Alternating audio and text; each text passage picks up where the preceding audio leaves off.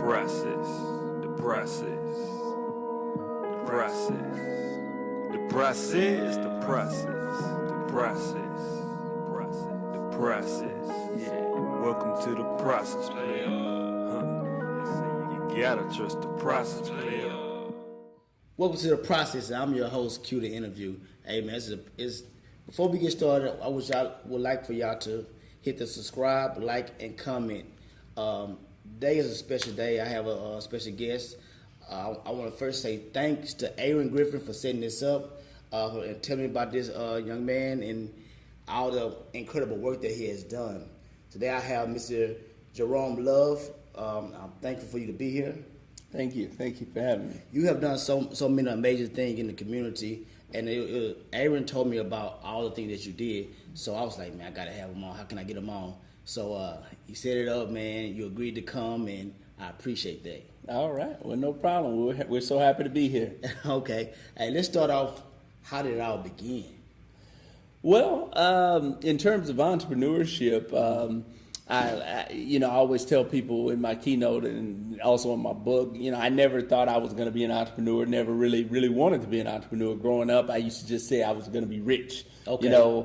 And then once it got to college years, I was going to college because my parents told me to go to college. Right. And it was you go to college so you can get an education and get a good job. Right. And somewhere around sophomore year, junior year, I got an internship with a local rental car company. And everybody was looking at me like, "Oh man, you made it! You got your good job! You got your good job!" And I remember I just hated it. I worked from 7 in the morning, 7 at night. Get up every day to do it again. Mm-hmm. And I was like, "This cannot be. It can't be life." And at the time, I started going to the church that I go to now, The Rock, under Dr. Dana Carson. Okay. And so he was just talking about vision and having more and doing more. And I was like, man, this cannot be God's will for my life. Okay. Just to work a job. So I got desperate. So I said, I'm going to start my own business. So I just started trying stuff. I didn't know what a budget was. I didn't know what a balance sheet, income statement. I didn't know nothing. I just said, hey, I'm about to start a business. Mm-hmm. And, first business was real estate. I actually got my real estate license. In college? I got a real estate license in college. Back then, it was only 3 classes that you had to take. What classes did you attend? I went to the University of Texas at Austin, Hook'em. Okay. And I got my real estate license in basically about 2 weeks. It was, I believe my last final for the semester was, I believe it was 1997. Mm-hmm. Might have been 98. I can't remember. It was 97 or 98. I took my last class like December 10th. Mm-hmm. I started my last final, and I started my real estate classes December 12th. So it was 3-day classes and 4-day classes. So I did like 1 4-day class, then I took a couple of days off, a 3-day class, went home from Christmas break, came back December 27th, 28th, took 3 more days of classes, took my review, and I took my real estate license January 5th. 1998, 90, okay. Somewhere around there. I just remember that because it was the day before my birthday. Gotcha. Actually, no, take that back. It was on my birthday. January 6th is my birthday. And that was my first business. It was a real estate, and then followed by, at the same time, I started a clothing line. Most people, if they ask me my first business, I'd say a clothing line called Gugogs. Gugogs is an acronym that stood for Get Up, Get Out, and Get Something. Okay. So I started with T-shirts, and I was all around the state. I was at A&M. I was at U of H, at UT, Texas Relay, selling T-shirts. Having a good time. Yeah, the bros was coming through, and they wanted theirs in black and gold, and then we put ours in black and gold, and the Delta say we want red and white, so we put theirs in red and white. Then the Soras got mad. How y'all got the Deltas and we ain't got nothing? So then did the pink and green. Okay. So that was pretty much my market. I was just selling T-shirts. Mm-hmm. And then my final semester at the University of Texas in '99, I had said, okay, well, I'm not going to work for nobody else. I'm ready to go full time. With this Gugogs business. Okay. And I decided I was going to do an apparel show. It's called the Magic Show. It was, at the time, I don't know, I think it probably still is. It was the largest apparel show in the world. Okay. They had 2 completely separate halls, the Sands Convention Center and I forgot the other hall, the convention center in Vegas. I went out, set up my booth. I mean, I thought I was big time, you know. You made it. Yeah, man, I was right next to Master P was there with his No Limit Wear. Yeah. DMX was right across from me with Rough Riders. So we were just doing our thing. But I lost a whole bunch of money. Then came back and basically had to do what was paying the bills, which was the real estate, you know. So I've been in real estate over 20 years now. So I just started doing real estate. And then I moved to Houston in 2003, started the Black Expo. And I don't want to jump ahead. I'll let you ask some questions, but there's, you know, a whole bunch of stuff doesn't happen from that. So let me ask you something. So you was in college, you know, at UT. Yeah. What made you say, let me jump into real estate? Because mom told you to go to school, get your education. But then you got the real estate part. That's not technically normal. Yeah. Well, like I say, so after doing this internship with the rental car company, and started going to the church that I was going to, and I realized, I said, man, this is not what I want to do with my life. Gotcha. So I said, I'm going to control my own destiny. I'm going to do something different, and that's what prompted me to start my own business. Okay. So I was just desperate. So I was just trying stuff. So I'm a member of America's #1 fraternity, Alpha Phi Alpha Fraternity Incorporated, and at the time, I was the vice president. Okay. So I was in charge of the party. So there was a gentleman his name Byron Davis. He was my first real estate broker. They called him Mr. DJ. Okay. And he used to DJ all the parties. So I went to his office to sign a contract to book one of our parties. And I was like, man, what are you doing in this office? And he said, I'm in real estate. And I didn't know what real estate was. And when I was with the rental car company, I would rent cars to people. They were saying they were in real estate. Honestly, I didn't know what real estate was. Gotcha. He was an apartment locator. Okay. So I said, sound like a good. So I took my real estate license, my classes, because you have to get a real estate license to be an apartment locator. I didn't know that. With the plan to become an apartment locator. And I remember being in the classes, and I'm like, what is this principles and agency, fiduciary, all this stuff? I got to do all this just to sell or do apartments, you know? But I got my license. About a month or so later, I went to his office. He was blown away. He was like, man, he said, you know how many people I tell that they can make money in this and they ignore me? You did it in 2 weeks. Okay. You ask him now, he'll tell you I was his #1 agent, man. I went to everybody when they were switching their apartments. Hey, write my name on your application. Write my name on your application. And plus taking people around. So I would relocate probably 200-300 people between, I guess, when school got out in June through September. So that was my summer job, about $30,000-$40,000 just doing that, you know. Hustling. Yeah, just making it happen. And then once I graduated, I needed more of a steady, more traditional income. So I went into real estate sales full time because it's not seasonal. And in Austin at the time, UT was the largest university in the country. So most of the students moved during the summer. Gotcha. So that's when I made my money. So it was the perfect summer job. So, gotcha. Yeah. All right, man, that's excellent. I'm glad, you know, for everybody who's watching that's in college, you know, think about real estate while you're in college and jump out there. You know, you never know what you may. Like you say, Mr. Love, start off with apartment locating to enable real estate business. Yep. So that's another stream of income. So now you come to Houston, Texas Black Expo. That is a major thing in Houston. Why? Well, after I lost all the money with Goo Gods, I realized a couple things. Number one, I realized that I didn't know anything about business, and I was just going off of just pure aggression.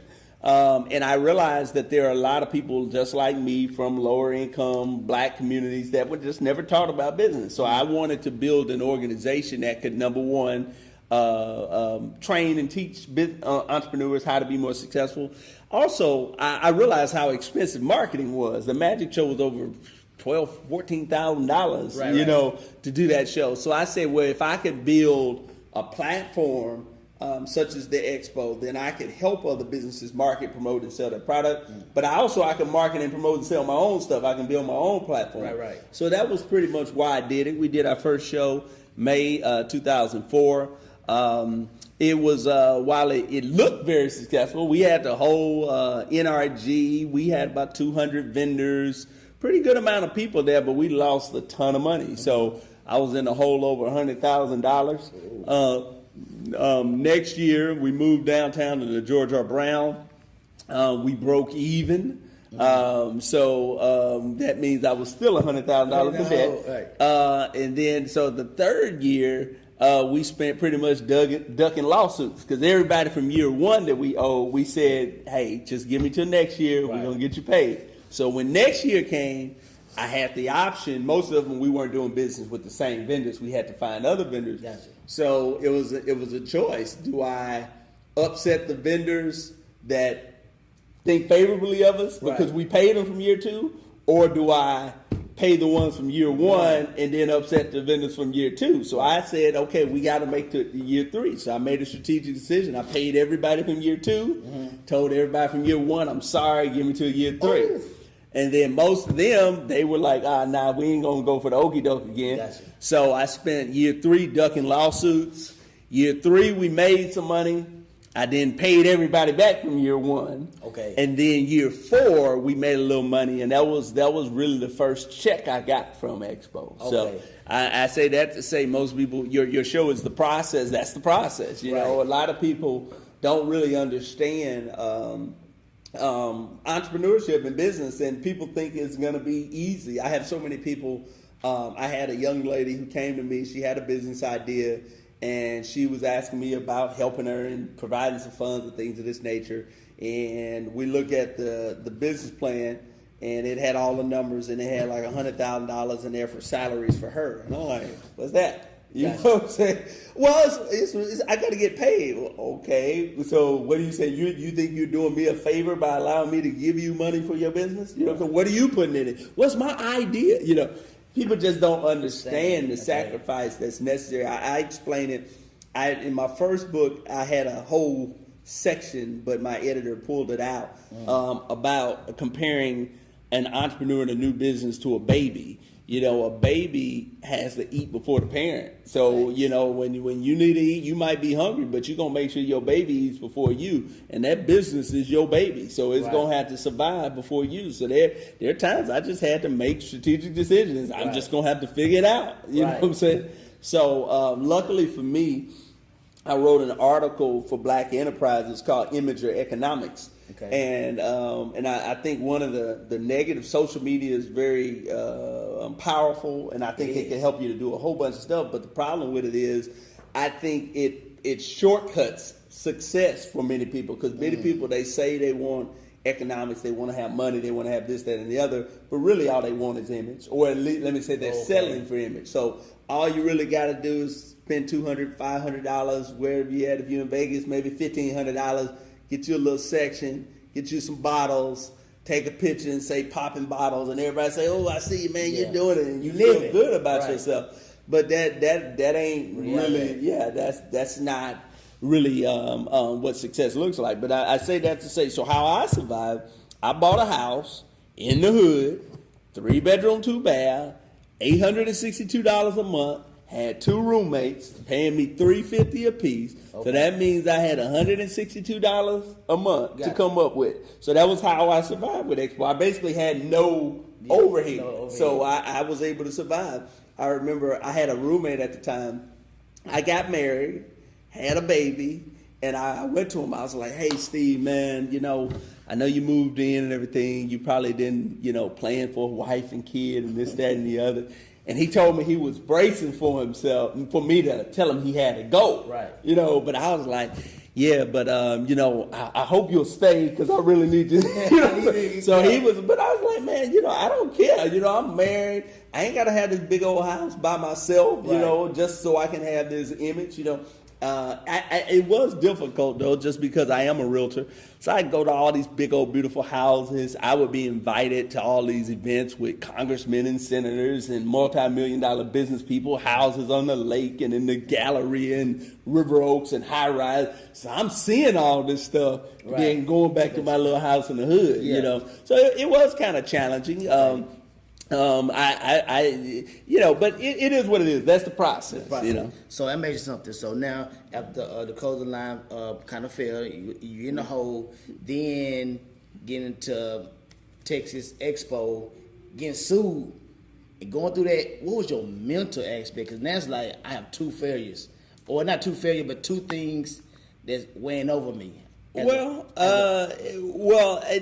the end of the day, Expo was after the year 4, we were able to pay everything back. I got money in the bank. I'm good now, you know.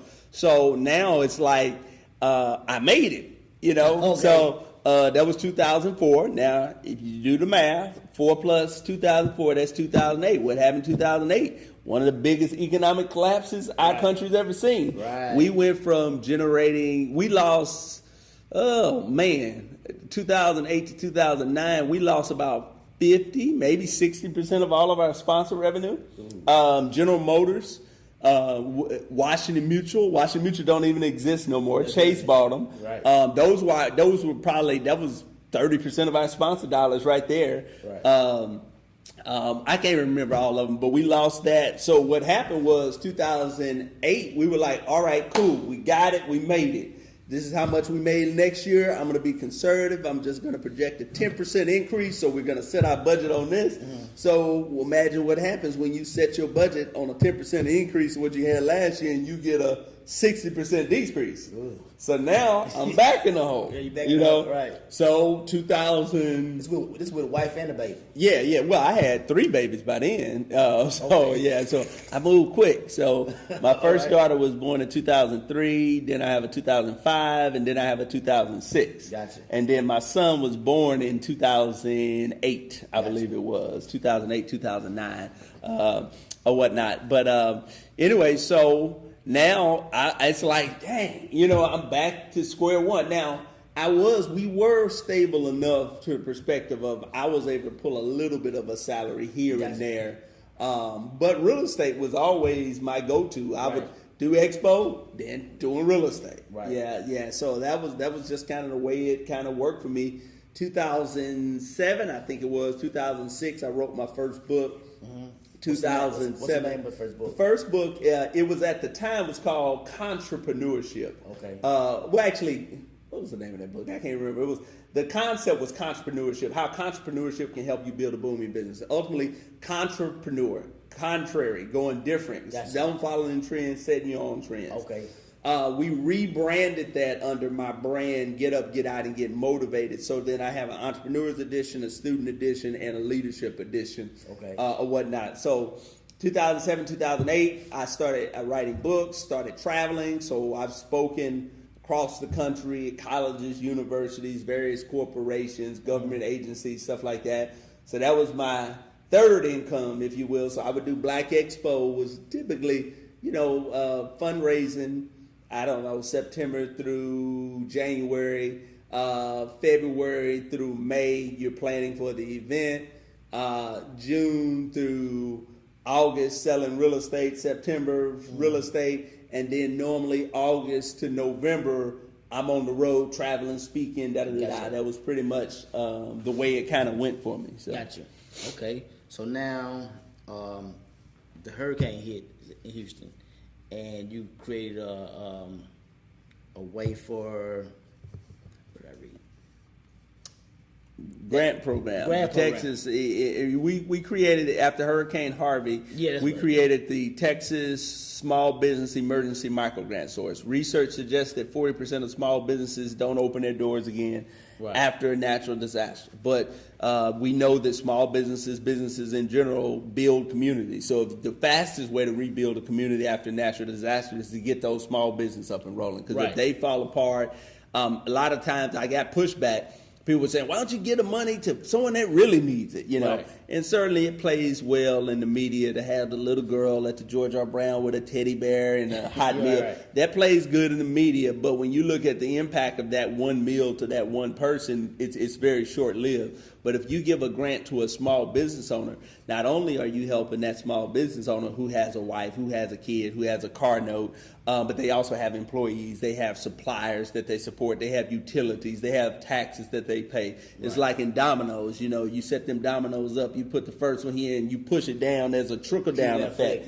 So we started the Texas Emergency Micro Grant Source, because also when you look at emergency funding and stuff like that, when you have a disaster, we know that money doesn't typically get down to minority businesses. Right. Like when the COVID stuff came out, they had, I forgot who it was. It was one of those big restaurant franchises that had gotten all this money they Right. gave back and da-da-da-da. You know, so you have companies that really don't, I don't want to say they don't need the money. Any business needs money. And I Right. don't want to minimize a $50 million company with a $500,000 company, because $50 million company can have the same cash flow issues as a $500,000 company at the end of the day. But at the end of the day, many of those companies were taking these loans and paying off old debt because it was cheaper money. Gotcha. But they're in a position where they can access it because of the fact they have resources. So they have accountants, they have audited financials, they have a lot of this stuff that a lot of small businesses just don't have, you know, just to be honest with you. So when they say, okay, give me 3 years tax returns, give me your audited financials, give me this, and we're kind of, I don't have none of that. I just got to pay this bill here. I got to pay that. And then we're kind of stuck out. Right. So our funds were just strategically targeted and marketed to small businesses, those people that were not able to access funds from other sources. So. Got you. So then during COVID, a lot of people lost jobs. A lot of people had to figure things out and had to eat. Yeah. And like some shows say, everybody eats. Yeah. But you created a program called We All Eat. Yeah. You won, and you just got another $5 million deal added on. Extension, to the program. So what We All Eat is, like you say, it's a program. It's very innovative. I believe it's going to change the game. It's getting national exposure, and I believe will be a model for economic stimulus for years to come. So. Okay. But on the one hand, you have people that don't have money, can't put food on the table. On the other end, you have restaurants that don't have customers. Right. You have 25% capacity limits. You have people that's just scared to go out and eat now. You know, they're suffering. They're laying people off and blah, blah, blah. So what we did is say, well, what if you take money, give it to restaurants, the restaurants then feed the community. You kill two birds with one stone. Individuals have a meal. Not to knock it, like a food bank or whatever, but it's not a food bank. This is actually a warm meal. You can go get you some Mexican food one day, Cajun food another day. You can get you some Italian food. We have about 20 restaurants in the program, so they can get different meals every day, hot, warm, ready to go meals. The restaurant owners have income. We presented this week to the Fort Bend County Commissioner's Court. 100% of the restaurants surveyed said they had to hire people as a result of the program. 84% said that they were either unsure or that they would be in business without the program, or were for sure they would be out of business. That was 84%. And on average, I think the hiring was about 4 people. So not only is that restaurant, which is a small business, supported, but they have 4 people that got jobs. Right. You got other people that kept jobs. Right. You have utilities that were paid. You have a strip center landlord that probably got his rent. Right. Brought him out of foreclosure. Now he could pay his taxes. So it's a trickle down effect. So the program is going on, I guess, about 8-9 months now. We have received funding, which should take us to the end of the year. Total of about $10.6 million. We're really excited about it. Fast Company magazine named us with it was some type of honor, the world-changing idea. We were featured on The Real, which is, I think, the #1 daytime talk show in the country. They kind of highlighted us in all kinds of other awards and honors and stuff for what we're doing. So. I see that you see a problem and you figure out a solution, and so we appreciate you doing that for the community. Is there anything that the community could do for you for your program? How can they help? Well, I guess just help us get the word out in terms of in the community. If you're in Fort Bend County. And you are suffering from COVID-19, if you're on the housing assistance program, LMI communities, you're eligible for the program. So that's pretty much it. Certainly, we're always looking for donations. We had a goal of 1 million meals. Okay. Right now, we're projected to be short of that slightly. We're looking at probably about 850,000 meals or so. Okay. But donations is always welcome. We're a nonprofit 501c3. Make sure you come out to all of our events that we have. It's designed for the community. It helps support, and make sure you follow us on Instagram, Facebook, all that good stuff as well. At Texas Black Expo, me personally at Jerome D. Love. So. Okay. Is there any other things you have going on? Well, right now, we are just kind of planning for Expo. Right now, the We All Eat program will be running through the end of the year. I have a new book and kind of philosophy that I'm kind of putting out. The book is called Closing the Wealth Gap, because, social justice has become, it's popularized now, with the death of George Floyd and things of that nature. There have been debates for years, W.E.B. Du Bois, Booker T. Washington, what's the best way to build black communities? W.E.B. says education, Booker T. is more skills and job training. Right. I'm leaning more towards Booker T. So I've kind of created a philosophy which I call the Black Money Tree, which is based upon, I believe it's a Chinese proverb that says, a wise man plants seeds from whom shade he'll never enjoy. So it talks about planting seeds today to help those in the future. Economic development.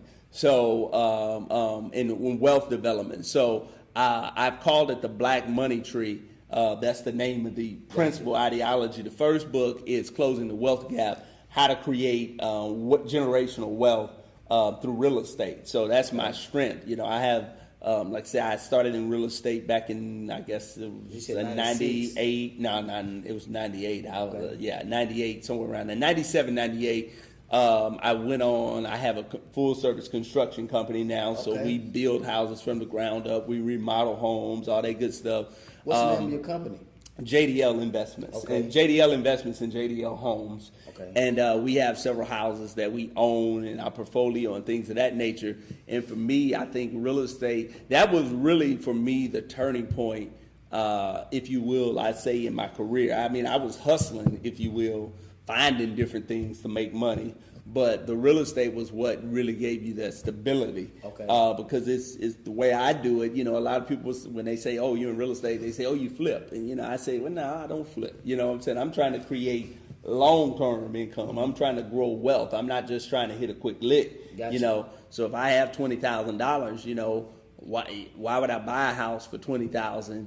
And then sell it for $40,000, pay taxes and insurance, and make $10,000, and then go spend that money. Right. I'd rather have that $20,000 in the bank making money for me. Right. And that's what I tell people. I say every house that I own is a bank account. I may have $50,000 in this account. I may have $60,000 in that one, $80,000 in this one, $90,000 in this one. But each of those bank accounts pay me $1,000 a month, $1,100 a month, $900 a month, $600, $700. So you tell me what bank that you put $50,000 in, they're gonna give you $1,000 a month. No, not gonna happen. So it's the simplest, easiest way, and for me to make a great return on your money, because people don't understand. You look at last year, for instance, the first house that I built.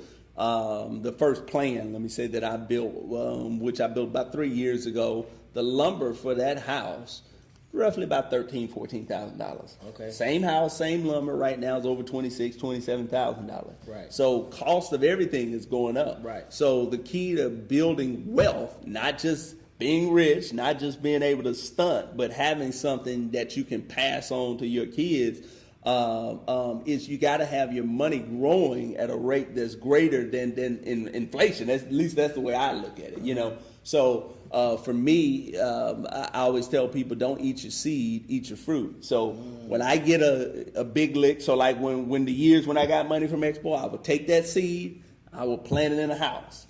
Then the rents that I got from the house, then I would take care of my household and do some other things, this, that, and the other. But so it's a whole, the Black Money Tree is kind of ideology, a philosophy that we're coming out with. The first book is Closing the Wealth Gap.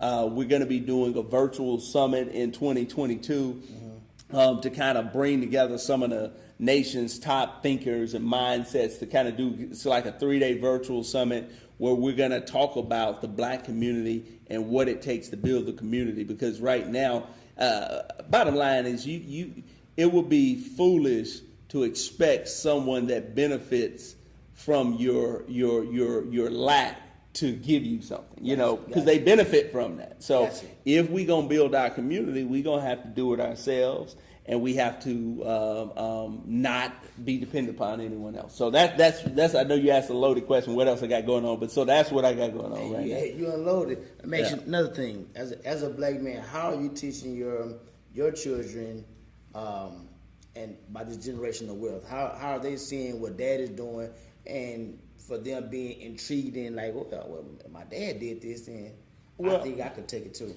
Well, at the end of the day, I think you hit it right on the head. I keep them involved in everything that I do. They've been at speaking engagements with me. If you've ever been to the Black Expo, there's typically a booth set up selling my books, and those are my kids there. Any of my construction projects I've been on, they're there. They can tell you, how many wind straps need to be on a property, and how far from the break versus, in the field. They can tell you the difference between rafters, studs, and all. They when I need to finish out my house, putting on all the doorknobs, fixtures, they can go out. They can do that. So I teach them everything that I know to teach them. Right. My dad, and that's why I tell them too. I say, hey. So my dad told me, growing up in a tin building, looking up at the sky at night, but he went to military, saved all of his life, and he said, I'm going to put y'all through college, cash.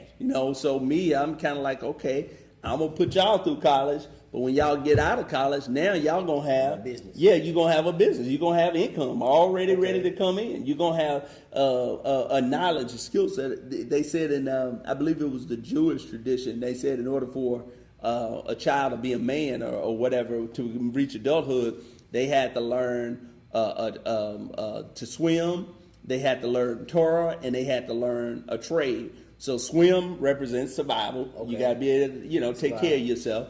Torah means understanding the Word of God and understanding that God is the most important thing. So you got to have a relationship with God. And that trade represented sustainability, being able to take care of yourself. So if your daddy was a lawyer, he taught you how to be a lawyer. If your daddy was a carpenter, he taught you how to be a carpenter.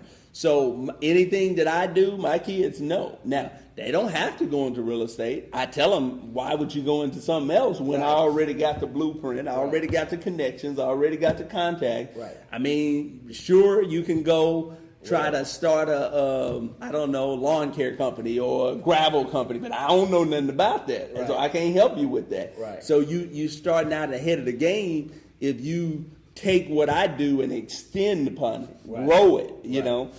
And that's why it's called generational wealth. Right. How does that make you feel? Like, you can put your kids in a position as a man, like, even though they're watching you and you show them, how do you feel about that? Like, I'm a father as well. Yeah, no, I feel good about it. I mean, when I talk to my kids, they don't always act like they're listening, and a lot of times they're not listening, but I know they pick up more than they miss. So when I see them actually doing the things that I tell them to do. My daughter told me one time, and I posted this on my Instagram. I always put so many stories on my Instagram. Everybody always likes they said, Jerome, I just love the way you deal with your kids and family. So my daughter came to me. She was working at Chick-fil-A. She said, Daddy, look. She showed me her bank account. And I think she had about $1,000, close to it, a little bit short. Rich. And I was like, okay, now I remember I was working at SeaWorld in San Antonio. I got my $1,000. I bought me some rims and some subwoofers. Yeah. My parents didn't really, they taught me the foundation, which was, my daddy told me, he said, boy, the key to having money is spend less than you make. So he taught me just to save my money and be conservative. That's the foundation. But I think to really be wealthy, you got to learn how to grow your money. Mm-hmm. So that's kind of what I teach my kids. So I told my daughter, I said, okay, Jasmine, I say, why don't you take that money, save it, and, make another 1,000. Don't just, what are you going to do with that? And she just got all mad looking like, God dang, I'm only freaking 16 years old and I got $1,000. And I said, okay, Jasmine, I say, how about this? You don't, because anytime they ask me, Daddy, can I buy this? Can I buy that? And I say, well, how much money is in your account? Is that in your budget? Because they're required to keep a budget, you know. Right. So and then anytime I ask them, is that in your budget, or how much money you got in your account? They normally can't even answer that. So you want to spend money and you don't even have a clue as to how much you have. Okay. You know what I'm saying? That's the first thing. Don't spend money unless you know where you at. How's this going to impact you? Right. Were you over or under in your? But you know, I drill my kids on this. So then I told my daughter, I say, okay, Jasmine, I know you get tired of me. I say, you probably don't never want to hit my mouth again. I say, save $2,000, then have you and put it in your savings, put another $1,000 in your general account, and I say you ain't gotta hear another word about it. Man, that girl was up 7 a.m. to 10 at night. I mean, she was working doubles for about a month and a half last summer, and then she made it. She like, Daddy, because I told her, this is what I told her. I say. You would say you get that amount of money, you ain't gotta never hit my mouth again. I told her, I said you could put your hand on your hip, roll your neck, and if I say anything to you about your money, I say, and you can tell me, Daddy, I got $2,000 in the account. So best believe the week before, she said, Daddy, you know what's happening next week? And I said, what happened? I'm gonna have $2,000 in the account. So she was respectful. Of course, she didn't put her hand on her hip and she didn't do that. Right. But I would have let her if she wanted to. Yeah. But bottom line, so I teach my kids about money. I teach my kids about wealth, and that makes me very proud. Like my daughter, I posted once again. I always post all my little stories, and parents be coming up to me. How do you get your kids? Well, you set expectations. Right. My daughter wanted a phone. I got her a flip phone. Oh, I can't have a flip phone. What do you need? The phone is to call me and your mama. It's not to text your friends. You don't need all that.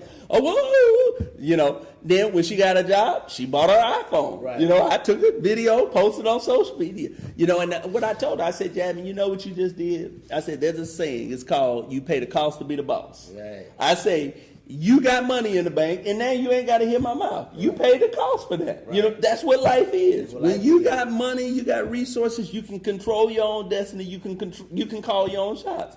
So my daughter bought her own iPhone. She pays her own iPhone bill. I gave her a car. I actually had told her, if you save $5,000, I give you $5,000, buy your car. But at the time, I had bought my wife a car. Her vehicle was about 12 years. And I said, Jab, that's a bad idea. I say, I'm going to give you your mama's car, and I'm going to get her a car. Right. So I gave her a car. She put her own gas in it. She changed her own oil. And so, you know, she go out. I'm going out with my friends and da-da-da. And, you know, and what that does, that sets her up. You know, now some random dude ain't going to be able to take advantage, just shake a little money out of her. What that mean? I got my own money. You know what I'm saying? So you got to come correct. You know what I'm saying? People make so many bad decisions and choices just simply because of economics. They don't have resources, you know, so therefore they make all kinds of decisions that they never would make if they have resources. So that's really the key and the foundation of building strong communities. So I know I talked a lot, so that's it for me. You dropped so many gems. I don't even know how we're going to cut that up. Yeah. But we're going to let it ride, you know. But I want to thank you for coming on my show. And one thing you said the number one fraternity in the world. It's really only one. I mean, so that's probably misleading. Shout out to the noobs out here, man. This is my show. Because it's really only one. So. Yeah, the noobs out here. Zeta Beta, Kappa Alpha Psi, 2K5. I want to thank you for coming on my show. The Process. I'm your host. Cue the interview. Thank you.